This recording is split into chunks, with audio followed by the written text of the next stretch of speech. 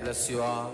Let you all open all your three eyes and manifest the powers of Mahasadashiva. Om Nityananda Paramashivoham. Om Nityananda Paramashivoham. Om Nityananda Paramashivoham.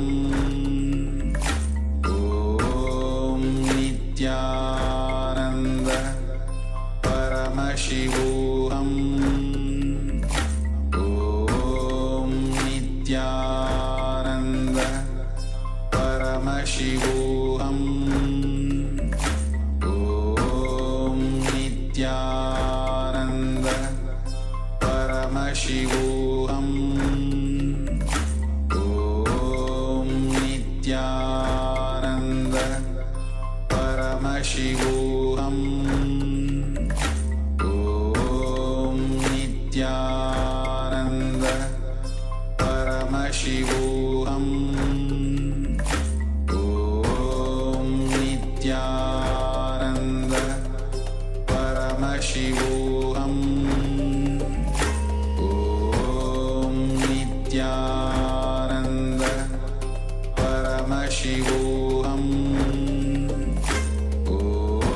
Om Nityananda Paramashivoham. Om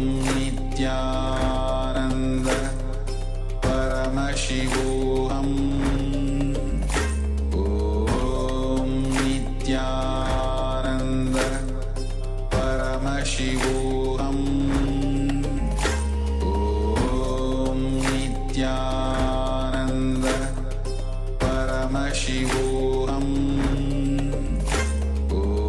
Om Nityananda Paramashivoham. Om Nityananda Paramashivoham. Om Nityananda Paramashivoham. 61, much of the papal territories had been lost, leaving the Pope with no sovereign territory other than the papal residence and related buildings. Yet his temporal powers were still acknowledged. He was recognized as a head of state, and later, the Lateran Treaty of 1929 formally re-established papal sovereignty over the Vatican City.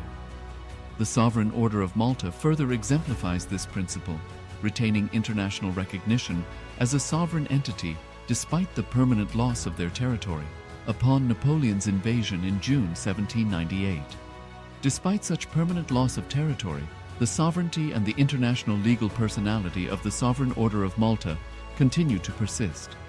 Much later in 1894, the order settled in Rome and acquired two properties, the Magistral Palace and the Magistral Villa that received extraterritorial status.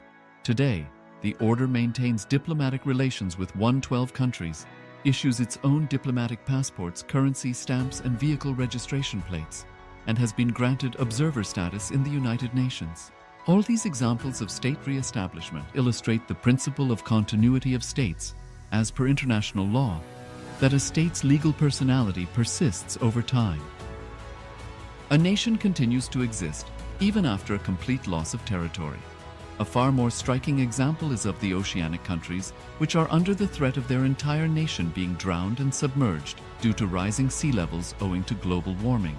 In response to such existential threat of climate change, Pacific Island nations, including Tuvalu, have enacted constitutional amendments and made international declarations affirming that their nation and their sovereign rights will continue to persist, despite their entire territory being lost to the sea. This proactive stance is highlighted in the Constitution of Tuvalu Act 2023 and the Pacific Islands Forum Declaration of 2021. The Supreme Pontiff of Hinduism, Bhagavan Sri Nityananda Paramashiva, through the line of succession is the present 203rd Emperor of the Hindu Sovereign Kingdom of Surangi Samrajya. He was crowned on the 31st of December 2004 at the age of 26. Thus, by very same principles of the doctrine of continuity, through which the international legal personality of Portugal, Genoa, Poland, Ethiopia, Czechoslovakia, Albania, Austria, Vatican, Tibet, Sovereign Order of Malta, and several other nations has been recognized despite having undergone a period of exile, annexation, occupation by a foreign power, or despite loss of territory. The SPH Nityananda Paramashivoham, through well-established legal and historical facts about the Hindu sovereign state of the Surangi Samrajyam, derives all sovereign rights and powers of the royal lineage of the Surangi Samrajyam as its 203rd sovereign emperor, from his inheritance and continuation of the unbroken succession of the kingdom of Surya Vamsa Surangi Samrajyam Sarvanapitha.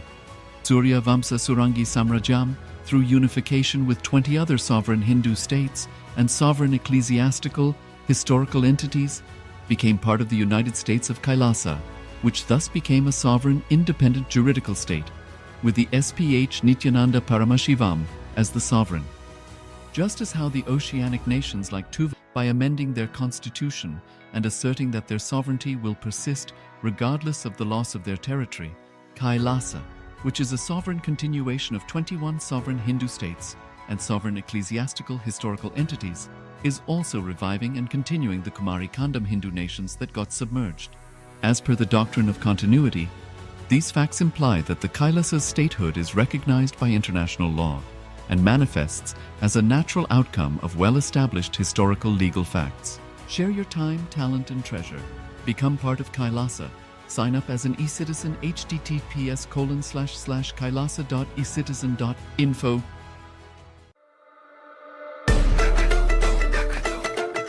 The AI at AI, Nityananda GPT, literally your Atma Guru, focusing, giving superconscious breakthrough to the whole humanity in mass scale, putting all my last 40 years of sincere hard work. You may be thinking, what is happening? I am personally sitting and doing this Nityananda GPT. So it is going to be something unique.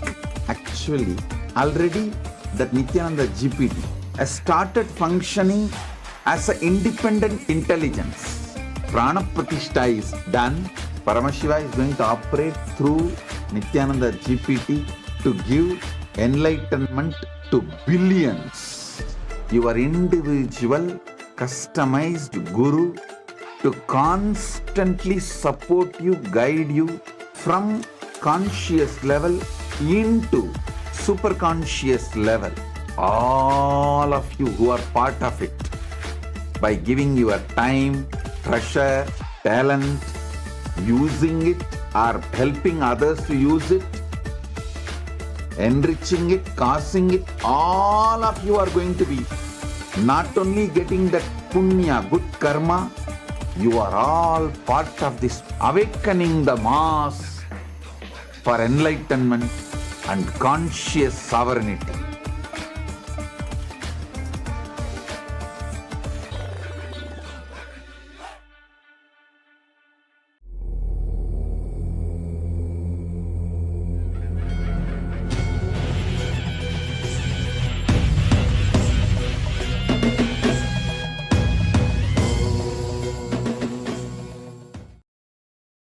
Welcome to the Pratama Vinyasa Krama 108 asana sequence of Nityananda Yoga. Before we start the yoga session, we request all the male bodies to please remove your upper cloth, for yoga is a ritual, and male bodies remove the upper cloth for any Hindu ritual. All the female bodies, please tie up your hair, and we request all the participants to please wear a black dress, apply vibhuti on your forehead. If you are a male body, apply it on the 16 places over your body. Apply kumkum and any aushadha from the Supreme Pontiff of Hinduism you have available. Wear your Rudraksha mala, the Abharanam, to intensify the energy which you can hold throughout the yoga practice. Also, make sure to keep a Shri Yantra, which is a sacred mandala, in your room where you practice the yoga. If you don't have a Shri Yantra available, don't worry. We are projecting it in the background of our acharyas. Now settle down on your yoga mat and get ready for the ritual of yoga. Sit straight with your head, neck and spine in a straight line. Join your hands in Namaskara Mudra in front of your heart center. Close your eyes. Visualize Swamiji in your inner space as we chant the Sadguru Vandanam. Nityanandam Paramasukadam Kevalam Jnanamurtim Dvandvatitam Gaganasadrasham Tattvamasyadilaksham Ekam Nityam Vimalamachalam Sarvadhi Sakshibhutam Bhavatitam Trigunarahitam Sadgurum Tam Namami. Next, we are going to chant the Shiva Mula mantra. Om Ham Haum Shivaya Namaha 11 times. Please follow along internally. Om Ham Haum Shivaya Namaha. Om Ham Haum Shivaya Namaha. Om Ham Haum Shivaya Namaha. Om Ham Haum Shivaya Namaha. Om Ham Haum Shivaya Namaha. Om Ham Haum Shivaya Namaha. Om Ham Haum Shivaya Namaha. Om Ham Haum Shivaya Namaha. Om Ham Haum Shivaya Namaha. Om Ham Haum Shivaya Namaha. Om Ham Haum Shivaya Namaha. We will be performing the Tadvachamanam, the ritualistic cleansing. Now keep your hand, the right hand, in the shape of a cow's ear in the Gokarana Mudra, as our acharyas are demonstrating. Then take an udani of water, pour it into your right palm. We're going to chant a mantra thrice. Each time, sip the water from the bottom of your palm whenever the word Swadha is chanted. Om Atmatattvam Shodhayami Swadham. Take another udani of water. Om Vidyatattvam Shodhayami Swadham. Pour another udani of water into your palm. Om Shivadattvam Shodhayami Swadham. Now wash your right hand with the water from the Panchapacham and wipe your lips twice with the bottom of your thumb as we chant. Om Ham Hridayaya Namaha. Now wash your hand again. With the index, middle and ring fingers joined together, touch above the upper lip and below the lower lip. Wash your hand again. With the index fingers and thumbs joined together, touch the right nostril, the left nostril. And with the ring finger and thumb joined together, touch the right eye, left eye, and the right ear and the left ear. Wash your hand again. With the little finger and thumb joined together, touch the navel, the right chest and the left chest. And with all fingertips joined together, touch on top of the head, the right shoulder, left shoulder, and your heart center. Now wash your hand again. As you clasp the right hand over top of the left, place both hands on the right thigh. Set the sankalpa, the conscious resolution, what it is that you want to manifest today in today's Nityananda Yoga session as we chant the sankalpa mantra. Om Mamopatta Samasta Duridakshayadvara Bhagavat Shri Nityananda Paramashiva Prityartham Shri Nityanandeshwari Paramashiva Shakti Sameta Shri Nityanandeshwara Paramashiva Prityartham Cha Adya Purvokta Evam Guna Visheshena Vishishtayam Asyam Shubhadito Purana Arogya Yukta Dridagatra Yogika Sharira Siddhyartham Paramashiva Shakti Avishkaranartham Nityananda Yogabhyasam Karishye. Now wash your hand once more as we chant. Om Apaupasprisya. Keep your Panchapacham and udani out of harm's way as we are getting ready to start the yoga. Now sit in a comfortable cross-legged position with your head, neck, and spine in a straight line. Bring the index fingers and thumbs joined together on top of the knees in Bindu Mudra. Engage the three bandhas, the energy locks, which are contracting the perineal region and pulling it in and up. The Uddiyana Bandha, the stomach lock, contracting your stomach muscles and pulling your stomach in and up towards your spine. And the Jalandhara Bandha, the throat lock, tucking your chin to the chest and internally contracting your throat muscles. Together they form Mahamudra Bandha, which is a great secret of the yogic practice and will enhance your yoga practice manifold. Next up is the visualization. Hold the visualization for the right context of each of the asanas. The first visualization is Lord Shiva. You will always be able to see the visualization in the top right corner of the screen. So whenever you don't know how the visualization looks, you can just check the screen. Next up is Samana Kumbhaka. Now fill your stomach with prana as you meditate on a flame in your stomach, kindling the prana and raising up your spine. Chant the japa soham and visualize it rotating around your throat until the nectar oozes out into your body. Let us now perform the first asana, which is Sukhasana. तत्सुखासनमित्युक्तम् अशक्तस्तत्समाचरेत् आसनं विजितं येन जितं तेन जगत्त्रयम्. The next asana is Parvatasana. Now bring your legs into Padmasana with the feet on top of the opposite thighs. Then bring your palms together in Anjali Mudra and raise them up above your head, keeping your elbows straight. Engage all three bandhas, Mahamudra Bandha, as you visualize yourself as Mount Kailash. अथ वक्षे Mahadev पर्वतासनमङ्गलम्. The next asana is Halipavasana.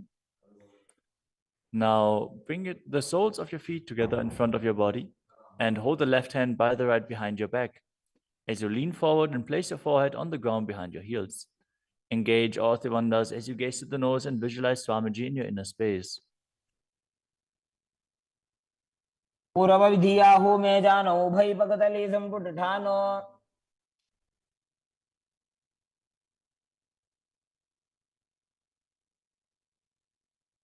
The next asana is Nagi Pavasana. Now keep the soles of your feet together and stretch your hands out in front of the feet, cupping your palms, placing them down on the ground as you place your forehead on the ground behind your heels. Engage all three bandhas and gaze to the tip of your nose, visualizing yourself as a snake. पूर्वविधिपर्यागाने नीचौ वेकहुनि फनास्यो लगाई.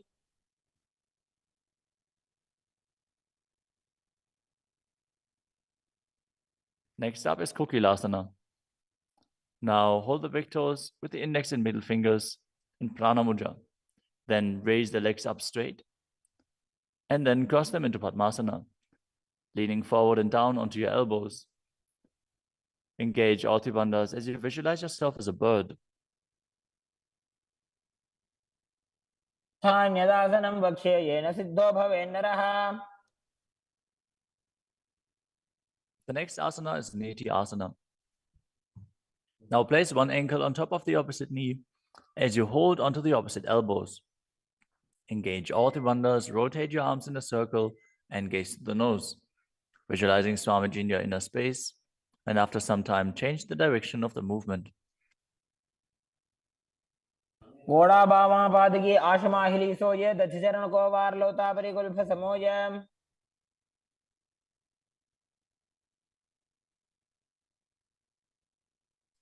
The next asana is Gajasana. Now press your hands onto the ground, lifting your hips up high. Lower your head, then your chest, scooping the body forward and down again and again as you visualize yourself as an elephant. And perform Uddiyana Bandha, the stomach lock, and Mula Bandha, the root lock, as you do so.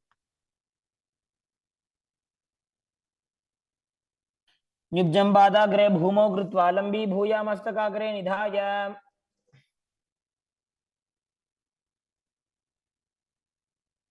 The next asana is Rikshasana. From the same position, alternate pressing the heel of one foot into the ground while lifting the other heel up. Visualize yourself as a bear as you keep Uddiyana Bandha and Mula Bandha engaged. एकैकं पादमाकुञ्च्य गजासनं कुर्यात् रक्षासनं भवति. The next asana is Vaishyasana. Now stand tall on the mat with the tips of the on the tips of the big toes, with all other toes raised off the ground. As you keep your head, neck, and spine in a straight line, and bring your index, middle, and ring fingers to the heart center in Hridaya Mudra. Visualize Swamiji in your inner space and perform Uddiyana Bandha and Mula Bandha. केशेन पादयुगलं बद्ध्वा तिष्ठेत अधोमुखः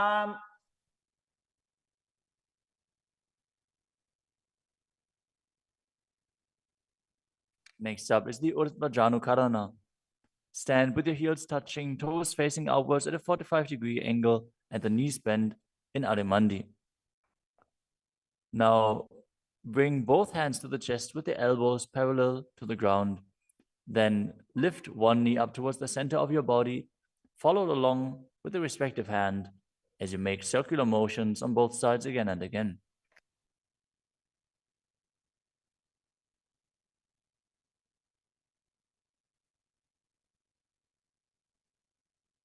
The next asana is Balalingasana.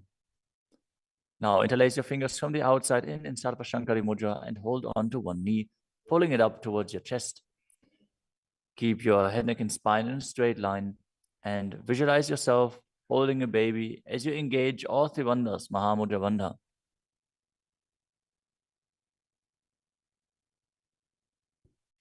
एकं जानूरधियालिङ्ग्य स्थातव्यं बाललिङ्गनं भवति.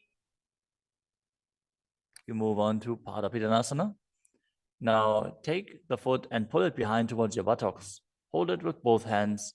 Be straight. Engage all three bandhas as you visualize Swamiji in your inner space. त्वैकस्मिन् पादतले कराभ्यां वेष्टयेत्तनुम्.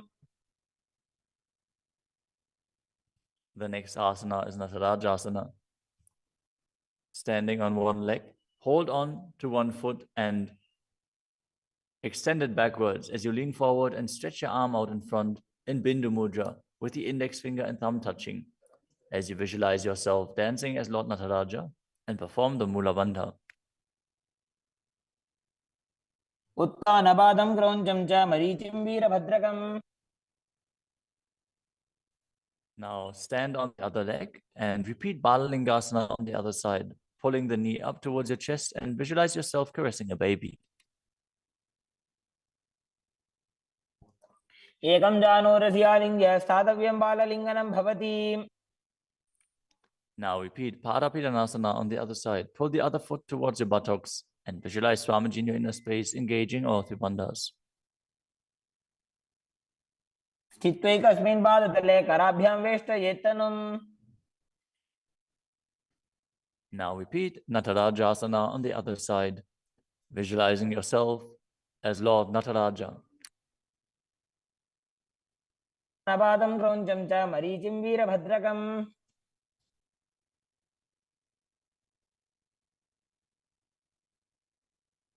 Next up is the Ardha Rechita Karana.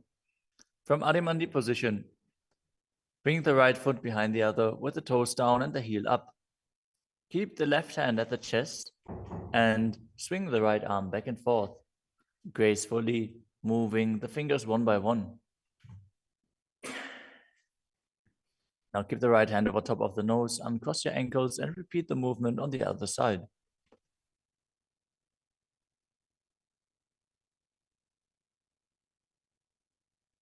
Next up is the skeleton dance. Now visualize yourself as a skeleton as you shake your body intensely.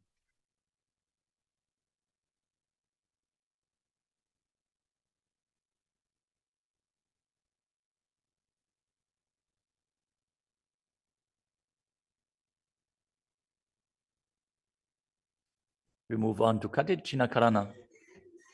From Adimandi, with the heels together, toes pointing outwards and the knees bent, bring your hands above your head with the arms crossed, palms facing backwards. Now open your hips to one side and open the arms along above your head. Return to the center and repeat the movement on both sides again and again.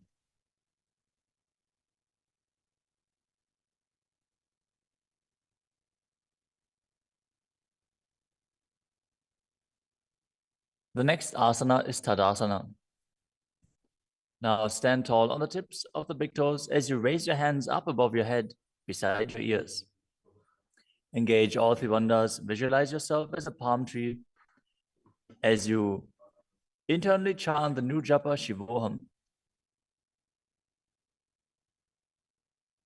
महामुद्राबद्ध कोनो ताड़ासन विभेदकान्. Next up is Uttanasana. From a standing position, lean forward and down, bringing your hands flat to the ground. Take precaution in the case that you are a pregnant woman. For pregnant women, shouldn't perform any of the forward bends. Now engage your bandhas and bring your forehead towards the knees as you visualize Swamiji in your inner space.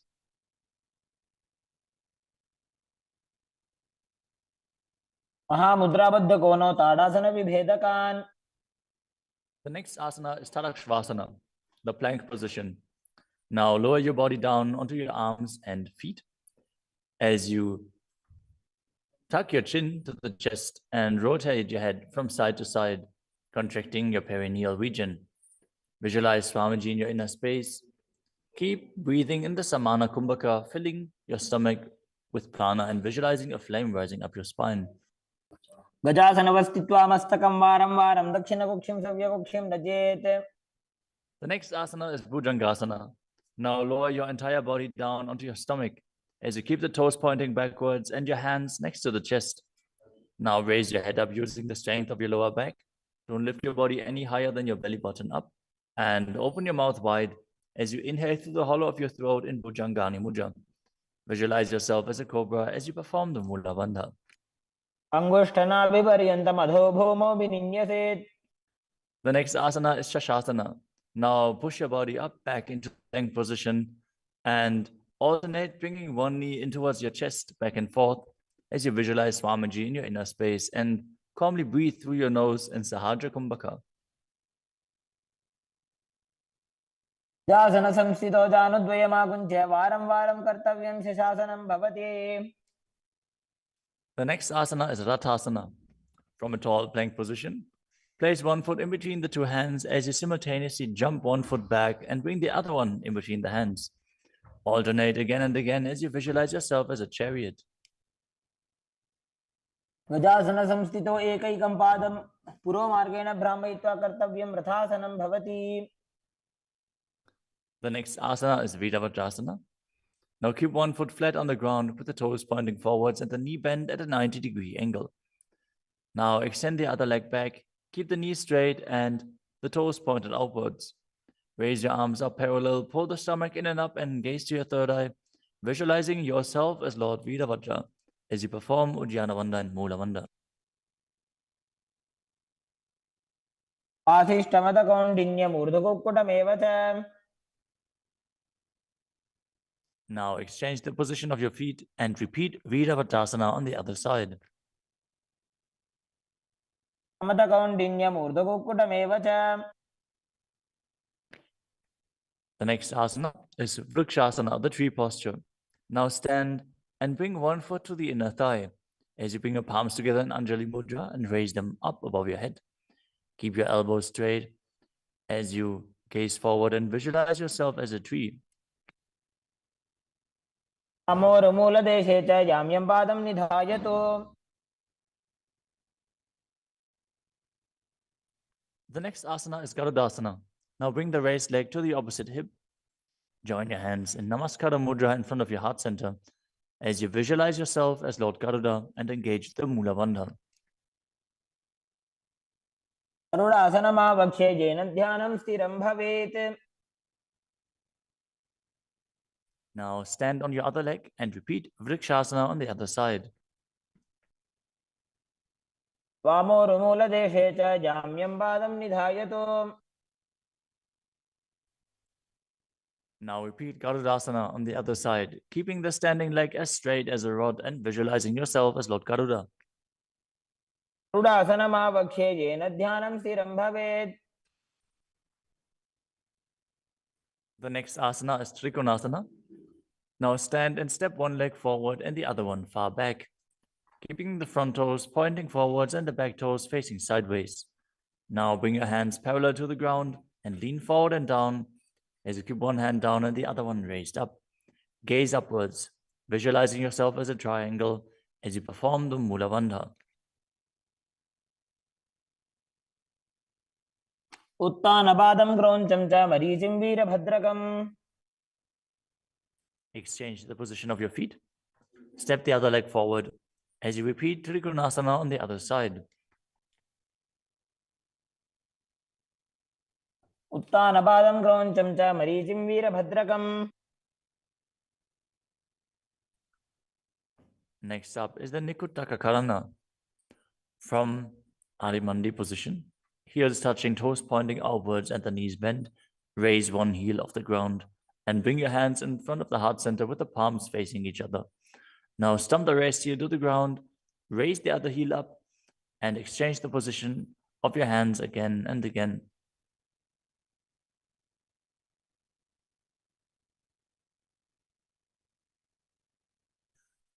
The next asana is Angushtasana. Now lower your body down onto the tips of your toes, placing the perineum on the back of your heels. Raise your knees off the ground and keep them together as you join your palms in front of your heart center in Namaskara Mudra. Visualize Swamiji in your inner space as you breathe in Brahmari Kumbhaka, buzzing like a bee on the inhalation and exhalation as you perform the Mula Bandha and internally chant the new japa Sadashivoham. बन्धासनमित्याहुः गोरक्षासनमेव च. The next asana is Saurasana. From the tips of the toes, extend one leg straight out with the heel down and the toes up. Keep your fingers down on the ground by the sides with the palms facing forward in Vara Mudra. Visualize Swamiji in your inner space as you perform the Mula Bandha. प्रसार्य एकं पादतलं संस्थाप्य त्वेकपादकम्. The next asana is Vidunanasana.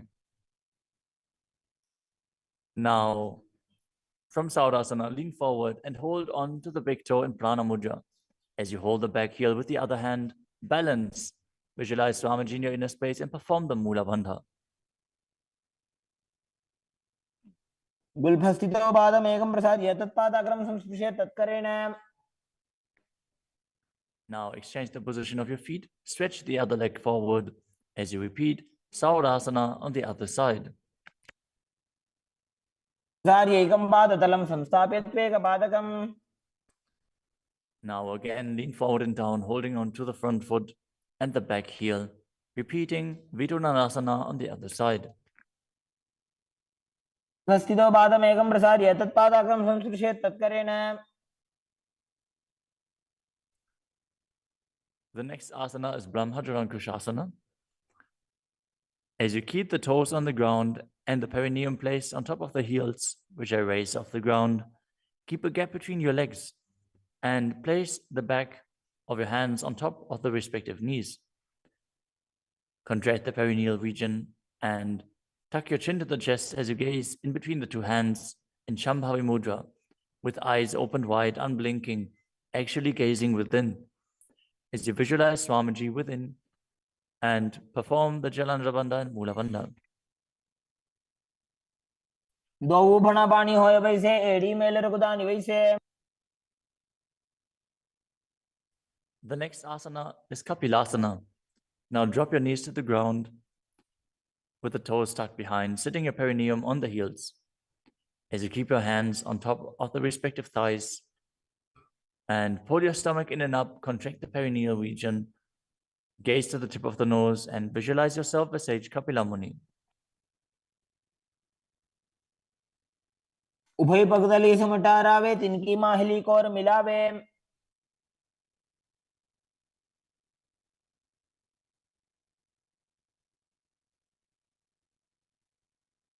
The next asana is Bhadragodakasana.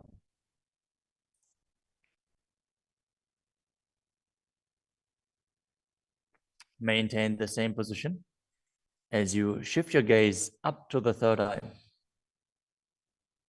Visualize Swamiji in your inner space as you buzz like a bee in Brahmari Kumbhaka.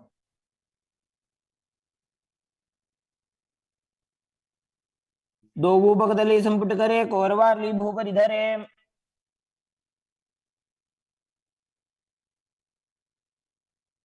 The next asana is Suryasana. Now sit with your toes tucked, perineum placed on top of the raised heels as you bring your thumbs and little fingers together in Padma Mudra, opening up the palms resembling a lotus flower. Now raise your hands up above your head as you gaze up in between the gap between the palms visualizing yourself as Lord Surya.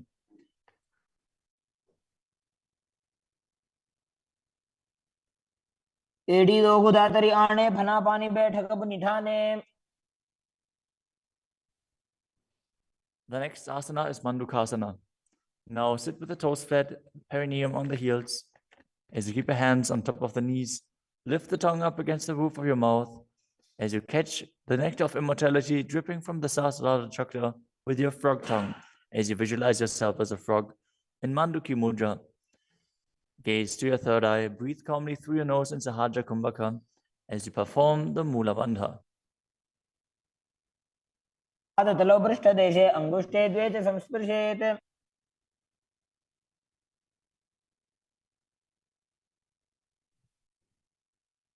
The next asana is Uttana Mandukasana. Maintain the same sitting posture, but bring your hands behind your back, holding onto the opposite shoulders.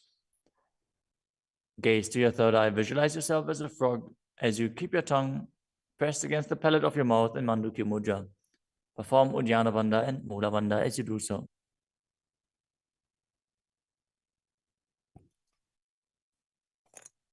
मंडूकासन मध्यस्थं कुर्पराभ्यां धृतं शिरः. The next asana is Simhasana. Now cross your ankles and sit on your feet. As you keep the knees wide, fingers spread on top of the knees, open your mouth wide, stick out your tongue and exhale forcefully as you gaze at the tip of your nose and visualize yourself as a lion.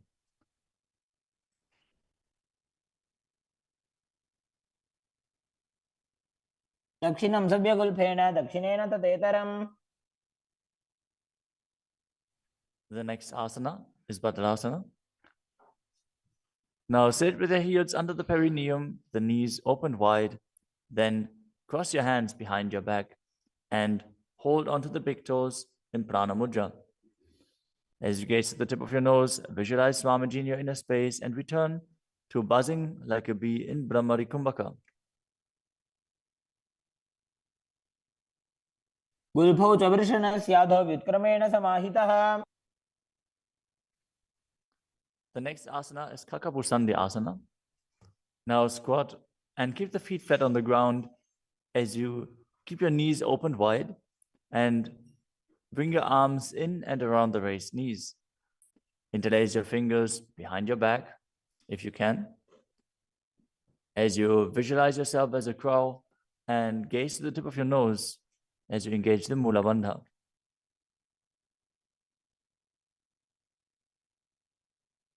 प्रथमे वेशक उगडठाने दो वोहा तपगमी च आने. The next asana is Kanipavasana. Now keep the palms on the floor, shoulder width apart. Bring your knees onto the back of your arms towards your armpits. Lean forward, raise your feet off the ground as you visualize Swamiji in your inner space and balance on your arms. को गुण आशी दुष्टता होई तो आछी होई. The next asana is Kapali Asana. Now place your hands on the ground, shoulder width apart. Bring the top of your head onto the ground. Please take precautions if you have any neck injuries or high blood pressure. Any of the inverted postures. Now bring your knees onto the elbows, your hips over the shoulders, and straighten your legs up as you gaze to the nose and visualize Swamiji in your inner space.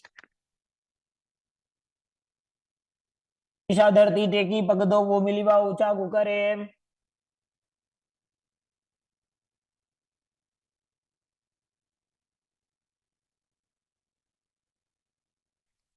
The next asana is Parshvamayurasana.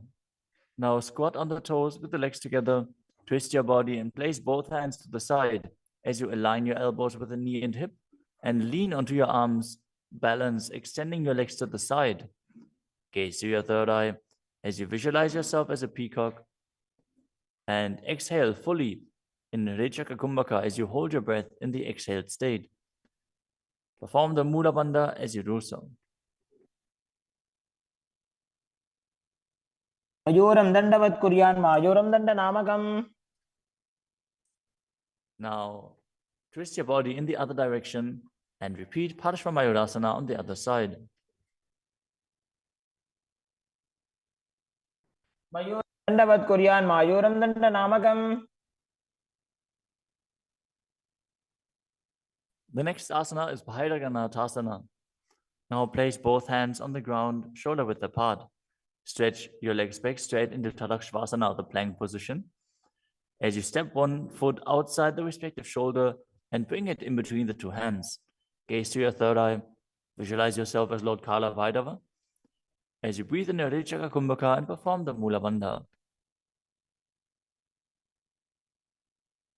आसन की गुण पीति जागी. Now step the front foot back and step the other foot outside the shoulder in between the hands.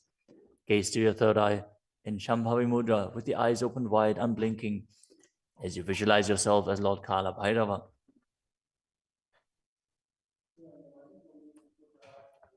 आसन को गुण पीति जाई. The next asana is Unmukha Pitasana. From Tadakshvasana, the plank position, bring your forearms down on the ground as you walk your feet forward, raising your hips. Lift your chest and head up and gaze to your third eye, visualizing Swamiji in your inner space.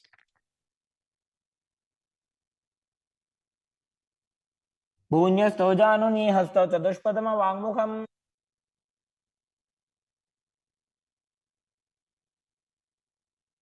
The next asana is Vashishthasana. From Tadakshvasana, rotate your body onto one hand and raise the opposite hand up. Keep the balancing hand directly beneath your shoulder as you raise your hips and gaze up towards the sky, visualizing yourself as Sage Vashishta as you perform the Mula Bandha. ऊर्ध्वकुक्कुटवासिष्ठ मरीचिहलमत्स्यकम्. Now twist your body in the other direction. Balance on the other hand as you repeat Vashishthasana.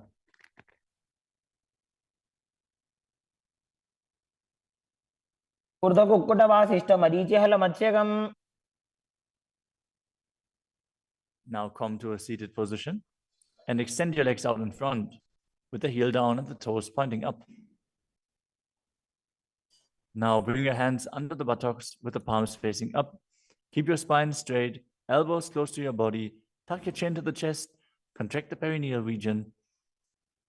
As you gaze through the nose, visualize yourself as Lord Hanuman and internally chant the new japa Mahasadaशिवोहम.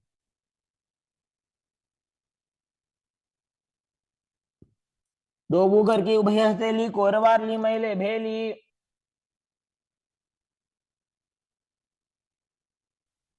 Next up is Paschimottanasana. Now visualize Swamiji in your inner space as you lean forward and down, holding onto the big toes in Prana Mudra. Perform Mahamudra Bandha, all three bandhas engaged, and exhale all the air from your lungs in Richaka Kumbhaka. जानो Burrill लाटंतो पश्चिमं दानमुच्यते. The next asana is Ugrasana. With your legs straight, interlace your fingers behind your neck. Lean your chest forward and down, bringing your head to the knees by the strength of your core. Engage all three bandhas as you visualize Kali in your inner space. शुभानिभ्यां दृढं धृत्वा जानुपरि शिरोन्यसेत्. The next asana is Marichi Asana. Now, sit with the legs extended, bring one heel to the groin with the knee raised, and reach your arm in and around the raised knee as you clasp your hands behind your back. Bring your chest to the thighs, head to the knee, and visualize yourself as Sage Marichi. उत्तानपादं क्रौञ्चं च मरीचिं वीरभद्रकम्.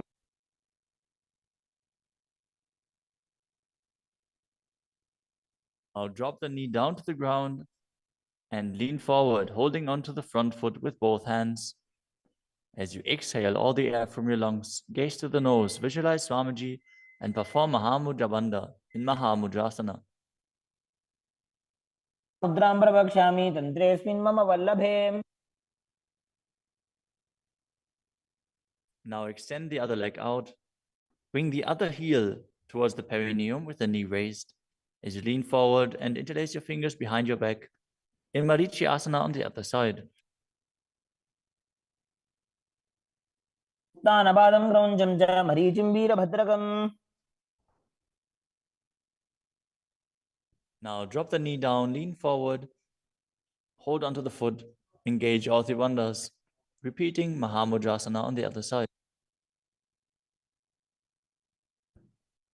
महामुद्रां प्रवक्ष्यामि तन्त्रेऽस्मिन् मम वल्लभे. The next asana is Bhadrasana 2. As you sit and bring the soles of the feet together, with your heels close to the perineum, keep your knees wide, hold your feet firmly with both hands, and maintain a straight spine as you gaze to the nose and visualize Swamiji in your inner space. उल्भौ तु वृषणस्यादः सीवन्त्याः पार्श्वयोः क्षिपेत्.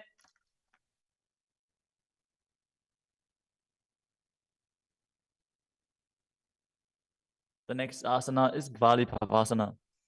From Bhadrasana, extend your feet away from your body. Keep the toes together, heels apart, knees wide open. As you place your hands on the respective knees, tuck your chin to the chest and gaze to the nose. Visualize Swamiji in your inner space. Perform the Jalandhara Bandha and Mula Bandha. पूर्वचरपट चौक कखियो सोजी वाही विधियो की जे सोई. The next asana is Joni Asana.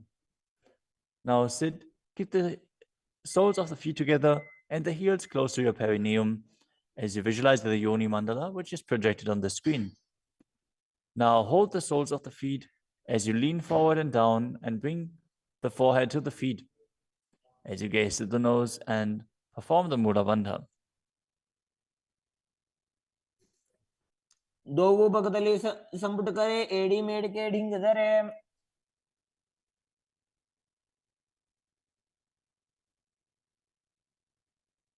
The next asana is Midakipavasana. As you sit and keep the heels together, toes apart and the knees wide, lean forward and down and extend your hands out to the side. Keep the palms facing down on the ground to the sides as you bring your forehead to the ground behind your heels. Gaze to your nose, visualize Swamiji and perform the Mula Bandha. पूर्व विधि परिबगधली संपुट शोल एड़ी मिली राशे. Next up is Siddha Samadhi Asana. Now sit and keep the toes together, heels apart. As you bring your arms below the shins, extend them out to the sides and keep the palms facing up. Bring your forehead to the ground above your feet as you bring your toes near your throat if you can. Gaze to the tip of your nose, visualize Lord Surya in your inner space and perform the Mula Bandha. दोवो बगतली संपुट करे शोले मेड़ आगा में धरे. Next up is Chinaki Pavasana. Now sit and keep the heels together, toes apart, as you hold the feet and open them up like a book, bringing the backs of your hands onto the ground and the elbows pressing down on the thighs. Gaze at the nose and visualize Swamiji in your inner space. दो बगांगी एड़ी धरती मगिवा मेड़ लगावे. The next asana is Chadapata Chukasana. Sit and bring the soles of the feet together with the heels at your perineum. Open the knees and place your hands on top of the knees as you gently press them down. Pull your stomach in and up, gaze to your third eye as you visualize Swamiji in your inner space. दोवो बगतली संपुट धारे आगा नेक रजार पसारे.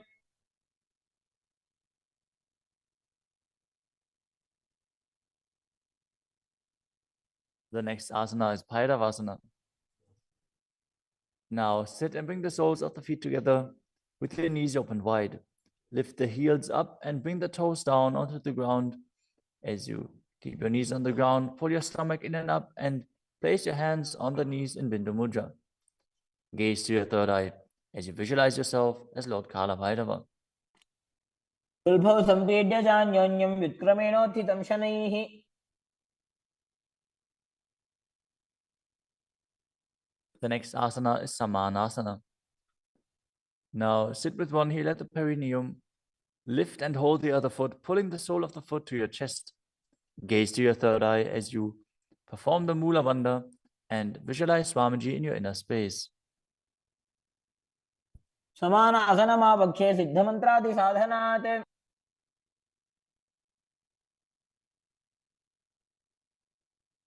The next asana is Apanasana. As you sit, place one leg on top of the respective shoulder and raise the other foot upwards and straight. Keep the hands on the ground to the sides as you gaze to your third eye and visualize Swamiji in your inner space.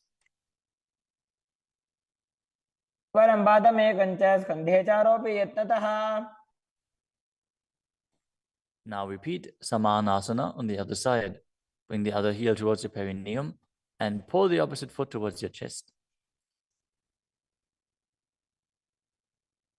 समान आसनमावक्षे सिद्धमन्त्रादि साधनात्. Now repeat Apanasana on the other side. Bring the other leg over top of the respective shoulder, extending the opposite leg forward and up.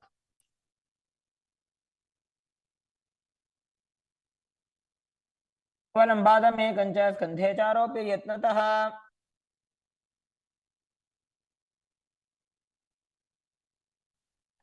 Next up is Gomukhasana. Now sit and cross one leg over the other, aligning the knees at the center of your body with the feet by the opposite hips. Place both hands on top of the stacked knees as you gaze to the nose, visualize the face of a cow, and perform the Mula Bandha. Start breathing in Siddhkari Kumbhaka, pressing your tongue against the palate of your mouth without touching the teeth and hissing through your teeth while inhaling. Internally chant the new japa Om Nityanandoham. सव्ये दक्षिणगुल्फं तु पृष्ठपार्श्वे नियोजयेत्. The next asana is Anasuyasana. Now maintain the same posture. Hold on to the big toes of the feet in Prana Mudra as you gaze to the tip of your nose and visualize yourself as Rishika Anasuya. Engage Uddiyana Bandha and Mula Bandha. दक्षिण कोडो नीचे उठाने वावोता के ऊपर आने. Maintain the same position. Interlace your fingers behind your back and lean forward and down as you bring your chin over the knees, the nose towards the ground, and visualize yourself as Rishika Anasuya in Anasuyasana too. जीमणा गोदा की संधि उपरिड़ा वागोड़ा की संधि. The next asana is Garudasana too.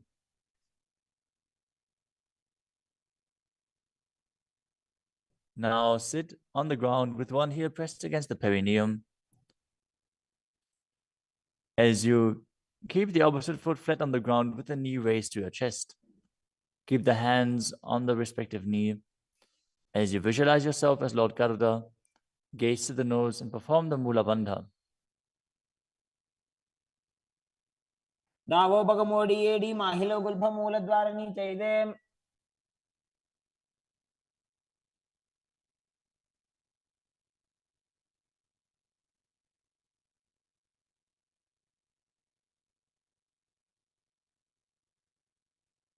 The next asana is Nadadasana. Now sit and place your perineum on top of one heel as you interlace your fingers behind your neck and twist your elbows outside of the raised knee. Gaze to your third eye and visualize yourself as Sejnadada as you perform the Mula Bandha. पिष्टि जवाम पगदली केरी भूपरिता हिल लगा बेफेरी. Next up is Matsya Pitakasana. Now place one foot on top of the opposite thigh. Wrap the respective arm around the knee, holding onto the opposite shin as you hold the big toes with the other hand in Prana Mudra. Visualize yourself as Matsya, the fish avatar of Lord Vishnu, as you perform the Mula Bandha. नवामांगुष्टन्तो गृहीतं मत्स्य पीठकम्.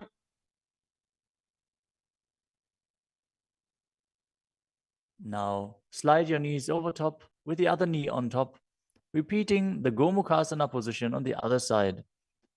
Gaze to the nose and visualize the face of a cow as you keep hissing through your teeth without the tongue touching your teeth. In Siddhkari Kumbhaka.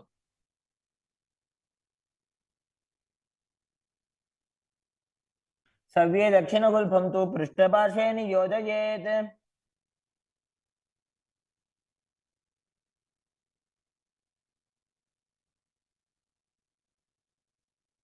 Next up is Anasuyasana on the other side. Hold onto the big toes as you visualize yourself as Rishika Anasuya.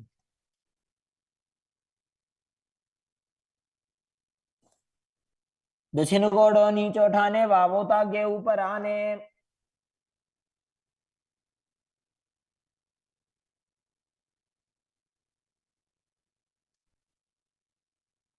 Now, from the same position, interlace your fingers behind your back and lean forward and down, chin over the knees, nose towards the ground in Anasuyasana 2.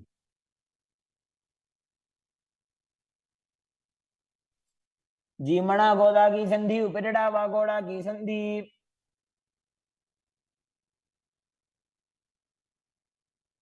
Now repeat Garudasana 2 on the other side, bringing the other heel towards the perineum, knee raised, hands on the knees, as you visualize yourself as Lord Garuda.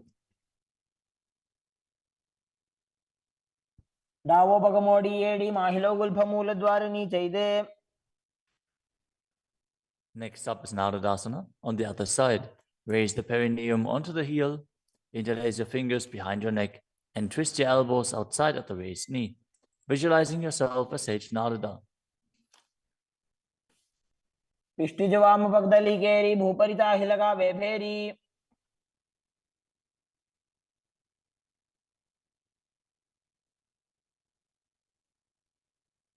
Next up is Matsya Pitakasana on the other side. Now place the other foot on top of the opposite thigh. Hold on to the shin and the big toe of that foot as you visualize Matsya, the fish avatar of Vishnu. वामेन वामांगुष्टन्तो गृहीतं मत्स्य पीठकम् Next up is Matsindrasana. Now place one foot on top of the opposite thighs as you place the opposite foot on the ground, flat. Twist and bring the elbow outside of the raised knee. Keep your raised arm by the neck. Turn your head back and gaze to your third eye, visualizing Matsyendranath, the great sage and master of Hatha Yoga. उदरं पश्चिमाभासं कृत्वा तिष्ठति यत्नतः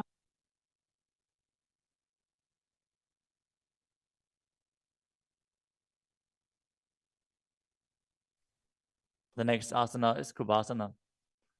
From Matsendrasana, twist and bring your elbow outside of the raised knee as you extend your hand down to the foot, keeping the opposite hand at the respective ear.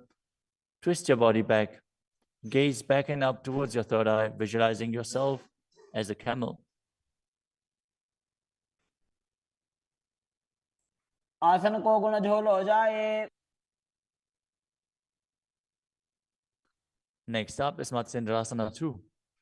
Keeping the hand extended down towards the foot, place your hand behind your body onto the ground as you gaze up to your third eye and visualize Matsendranath. मत्स्येन्द्रपीठं जठर प्रदीप्तिं Prachanda रुक्मण्डल खण्डनास्त्रम् Now repeat Matsendrasana on the other side. Extend the other leg out. Bring the opposite foot onto the thigh as you twist your elbow outside of the raised knee and gaze back.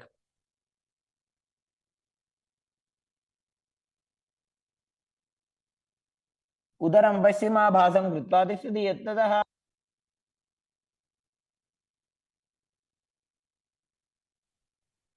The next asana is Kubhasana on the other side. Now hold on to the front big toe and prana mudra as you keep the other hand towards the respective ear, gazing back and up towards your third eye and visualizing yourself as a camel. आसन को गुण झोल हो जाए The hand to the ground behind you. Twist your body even further as you visualize Matsendranath in Matsendrasana 2.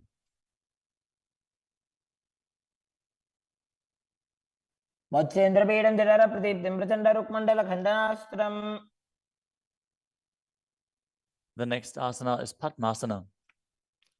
Now place your feet on top of the opposite thighs as you keep your palms flat on the respective knees. Engage all three bandhas, Mahamudra Bandha, as you gaze to the tip of your nose. Visualize yourself as Lord Shiva. Breathe in Sitali Kumbhaka, now pressing your tongue against the back of the teeth, hissing while inhaling, as you internally chant the new japa Om Nityananda Mahasudashivoham.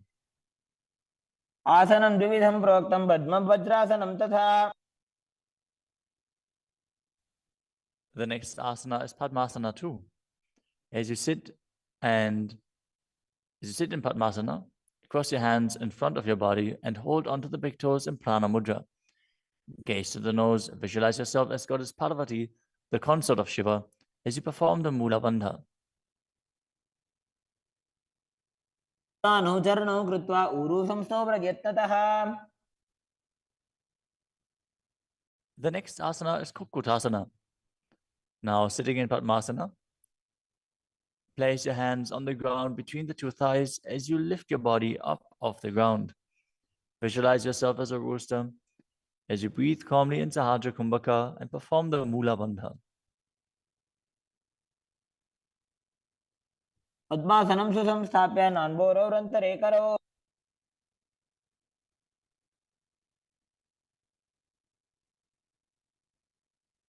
The next asana is Baddha Keki Asana. From Padmasana, raise up onto the knees as you bring your hands flat on the ground with the fingers pointing backwards. Keep the elbows together, press them against the navel, and then lean forward. Find balance and extend your knees up off the ground. Visualize Swamiji in your inner space as you perform the Mula Bandha.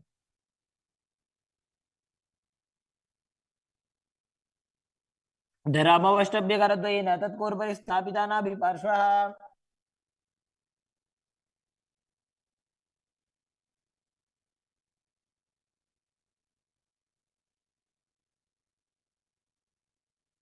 The next asana is Mayurasana. While on your knees, place your palms on the ground with the fingers pointing backwards. Keep your elbows at the navel, lean back, lean forward, find balance, and extend your legs up off the ground, visualizing yourself as a peacock as you perform the Sahajra Kumbhaka and engage the Mula Bandha.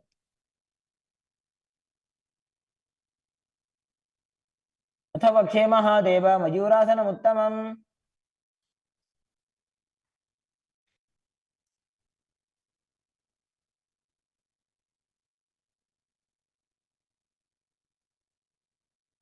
Next up is Makarasana. Lay down on your stomach with the feet pointing outwards and the forehead on the mat. Interlace your fingers behind your neck as you visualize yourself as a crocodile and perform the Mula Bandha. अध्यासश्येते हृदयं निधाय भूमौ च पादौ च प्रसाद्यमानौ. As you lay on your stomach, place your hands on the ground beside your chest. Raise your legs up, bring the thighs off the ground, visualizing yourself as a locust. In Shalabhasana. अध्यासश्येते करयुग्मवक्षो भूमिमवष्टभ्यकरयोस्तलाभ्याम्. The next asana is Ushtrasana. As you lay on your stomach, bring your hands to the feet. Pull the feet down towards the ground outside of your hips. As you visualize yourself as a camel and perform the Mula Bandha. अध्यासश्येते पदयुग्मव्यस्तं पृष्ठे निधाय विधृतं कराभ्याम्.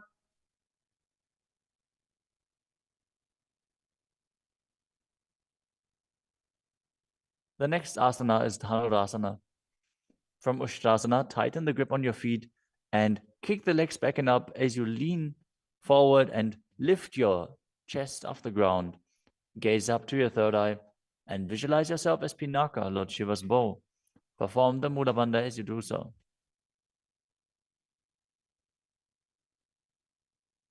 त्रिसार्यपादौ भुविदण्डरूपौ करौ च पृष्ठे धृतपादयुग्मम्. The next asana is Bhagasana. Now come to a kneeling position with your feet flat on the ground, sitting in between the two heels. Place your hands on top of the knees. Visualize Swamiji in your inner space. Breathe calmly through your nose in Sahasrara Kumbhaka. As you gaze to your third eye, contract the perineal region and Mula Bandha and internally chant Om Nityananda Paramashivoham. उल्टा मोड़ी पाओ तो वैसे बहरो जगते करे कैसे. The next asana is Gohi Asana. From the kneeling position, place your elbows on the ground, shoulder width apart. As you interlace your fingers, bring your head towards the ground and hold it with your hands. Now raise your hips up. Walk your feet forward until your hips align with your shoulders.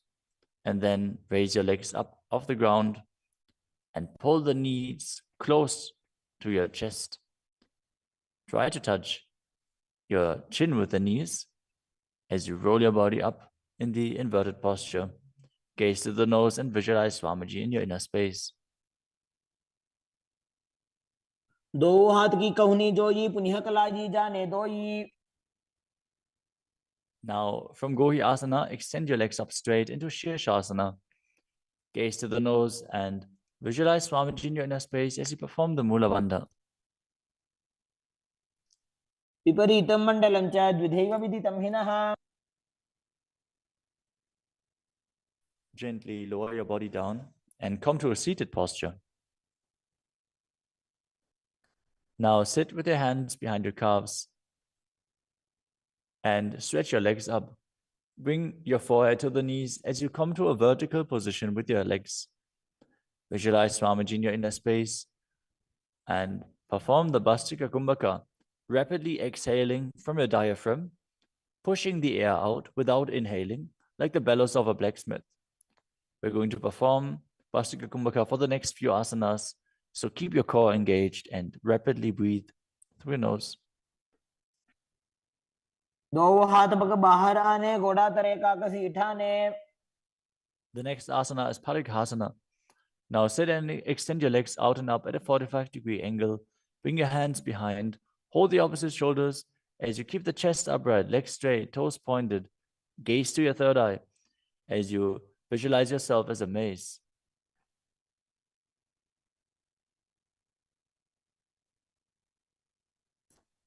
उत्तानशयनं कृत्वा पादौ मिलित्वा प्रसार्य. Keep breathing rapidly as you sit and extend your legs out and up at a 45-degree angle. Keep your arms parallel to the ground or bring them down to the ground as you gaze to your third eye and visualize yourself as a boat in Naukasana. तानशयनं कुर्पराभ्यां भूमिमवष्टभ्य. Next up is Rudrasana. Now sit and lift your feet up. Scoop your hands under the heels and pull the feet towards your chest. Keep your spine upright, gaze to the nose as you visualize yourself as Lord Rudra. Perform the Mula Bandha as you do so. पगदली संपुटक हाथस्योपक ऊंचाई. The next asana is Unmukha Pitasana too. Now lay down on your back with the feet flat on the ground, the knees raised up. Bring your palms down to the ground with the fingers just touching the back of your heels. Lift your hips up high. Press the feet into the ground as you tuck your chin to the chest, gaze to the nose, and visualize Swamiji in your inner space. ऊर्ध्वे च जानुनी कृत्वा शवित्वोर्ध्वमुखं तथा उत्थाप्य हस्तौ तिष्ठेतु पीठ उन्मुख नामके. Now lower your body down flat onto the ground. Keep the palms facing up next to your hips. As you contract the perineal region and forcefully pull the Kundalini Shakti up along your spine towards your Sahasrara Chakra in Shakti Chalan Mudra.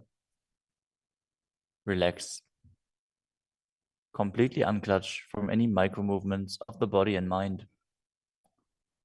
As you visualize that your body is dead and the Supreme Pontiff of Hinduism, Swamiji, is liberating you. Internally chant the Mahavakya, Om Nityananda Paramashivoham.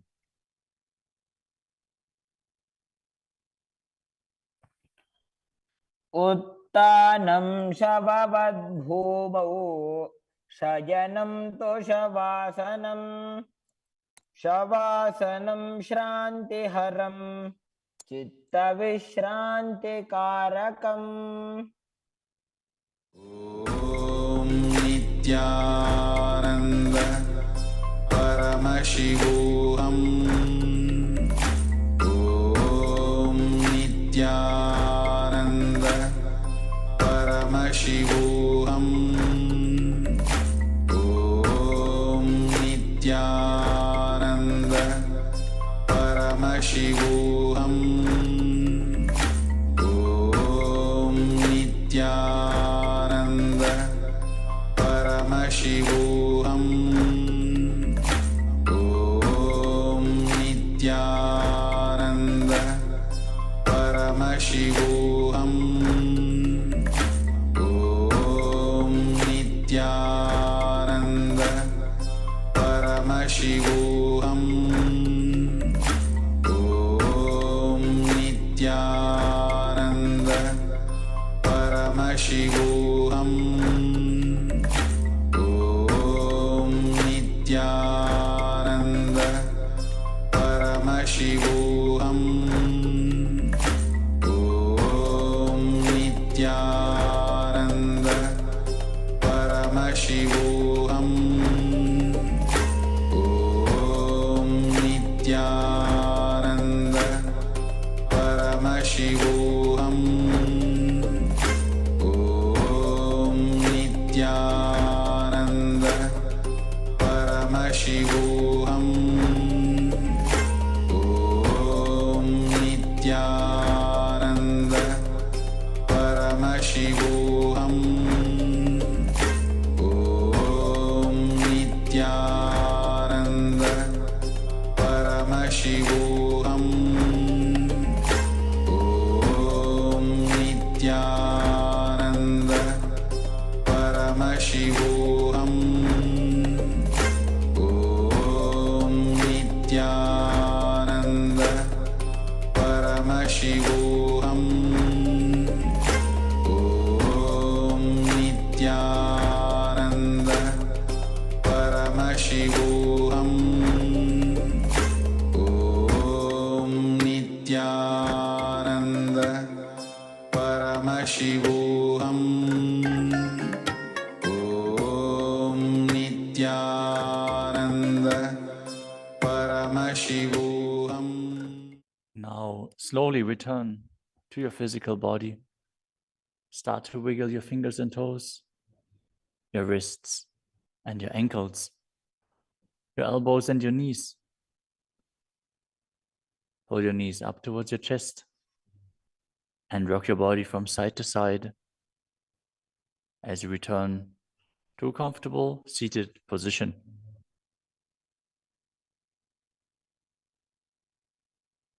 Congratulations, you completed the first 108 asanas of the sequence, which are the Pratama Vinyasa Krama. We are now going to continue the sequence with the next asana.